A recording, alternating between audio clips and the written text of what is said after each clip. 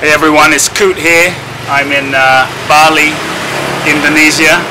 You might be able to tell at my friend's little shop here called Dream Mask, and he is an incredible mask maker.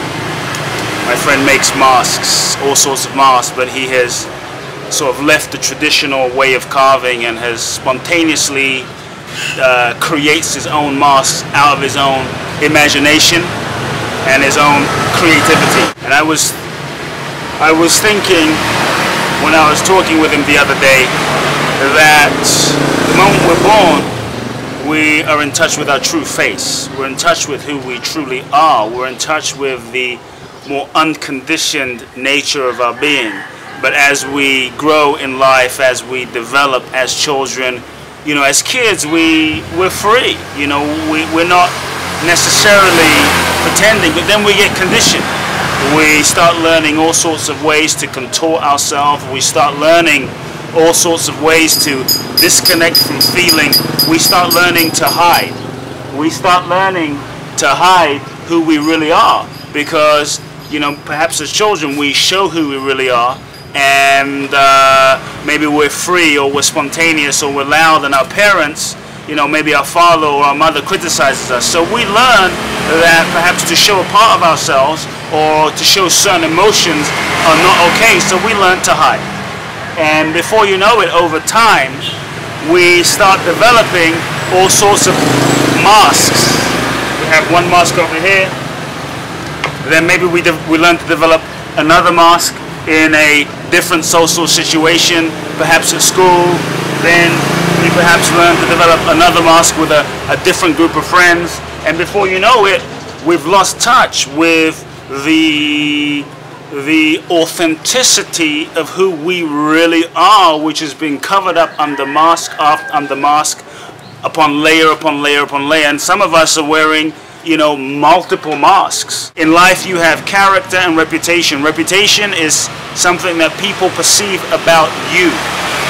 Character is, at the end of the day, when you look in the mirror, what you perceive about you, what you see, and can you be at peace with that? I believe that if you can make peace with who you are, then at the end of the day, no matter what happens, you're free.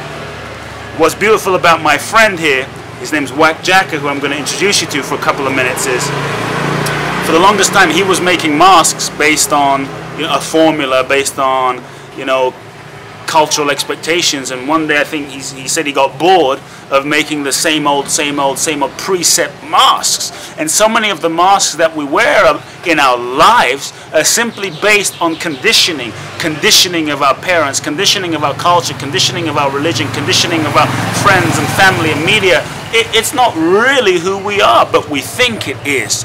To the degree that you might be conditioned is to the degree you're actually not free to show yourself to be who you really are. And what's really cool about my friend, they call him the Dream Mask Maker, is he decided to create out of his own innate originality, his own innate expression, not just something from the past.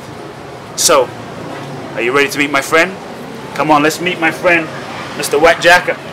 How are you? Yeah, fine. Welcome. Come on in. So here I am with my friend, Mr. Wak Jaka. He's the Dream Mask Maker himself, quite renowned in Bali. We're going to get to hang with him. So, how are you? Fine. Apa kabar? Bye. Means how are you? I'm learning Balinese, Indonesian.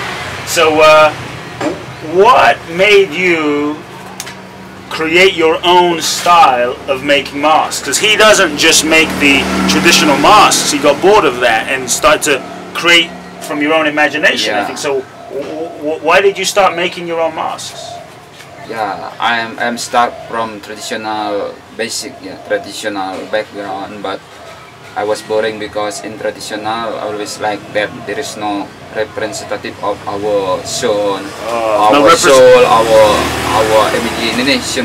There's no imagination and just a repetitive. I moved on to the freestyle, like dream mask. Yeah, so this is representative from my soul. Representative of his soul Because creates from. I also is a meditator. I am is meditate. You meditate. Yeah, meditate, and also this is representative of our soul. So you express from your soul. Yeah, as you know, I believe with the Kuan Yin blessing in Bali, and in Kuan Yin give me flexibility. Yeah. Kuan Yin gives you flexibility. Yeah. So flexibility. Kuan Yin is the goddess of compassion, by the way. I feel in my creation. So you look flexibility, and there is a beauty. There is a beauty that is combined. So, and then it is movement and original, always original. different. That is just my increase or my movement of my soul, and also my deep feeling. Your feeling. Yeah. So it's a spontaneous creation. Yeah. So when you create, what do you feel is creativity? What is creativity, and how to be more creative? Yeah, I think if we would like he have needs many inspiration. Yeah, inspiration. For me, inspiration is very flow like water. Yeah, like flow like water. Water. Yeah, because maybe I am every day meditates. So meditate. Yeah, many spirits come to my mind through your meditation. Yeah, and then I feel in my creation. So as you know, in Bali there is called takshu. Maybe you know the spirit. Yeah, the spirit, like a charismatic, like inner beauty of something we do. Yeah. Oh, the like, inner beauty of inner beauty of our creation. Yeah, because we feel in our soul to this maze. Yeah. So the inner beauty of your creation kind of speaks to you. Yeah. So I think even though we just do like usual creation, but the guests or the tourists look like different because there is a spirit. There's a spirit. So I think that is so. Very so he's saying when he creates from the originality of his soul, that the creation is infused with the spirit. It's not just dead. And I think that's quite powerful, because I think when we really live from our soul and not just from the past conditioning, then everything we do, it has a certain vibration of energy, of aliveness, you know. And to me, life is art. Life is art. Yeah. You know, and part of the invitation to each of you is to, how can you live a life that is even more creative, a life that's even more artistic, a life that's even more unique, an original life. So what gave you the courage? The courage to do your own creation? Because as you're not scared. Yeah, you're scared. Oh, yeah. What if? Because spirit is very important in creation. In Bali is different with the others. This is maybe not just a physics, but there is a spirit, spirit of art. Yeah. So, spirit of art. Yeah.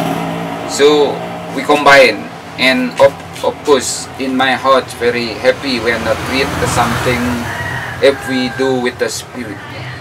So everything you create with spirit. So not was boring.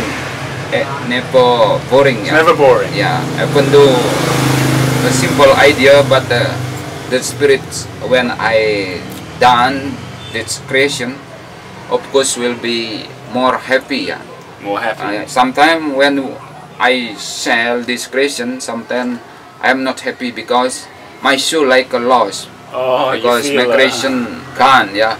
Even though have rewards, but my soul gone. Yeah. He puts his soul and his heart and soul into each creation. And so is there anywhere in your life that perhaps you've become comfortable? That perhaps you've become comfortable doing the same things just simply because it works? You know, I often say just because you're living doesn't mean you're truly alive. You got one life as yourself. You got one life as you. Make it a masterpiece. hanging with Mr. Wakjaka in Bali, Indonesia, Yeah. with the masks. If you visit Bali, come visit my main man. Love you lots. Love now. See you soon.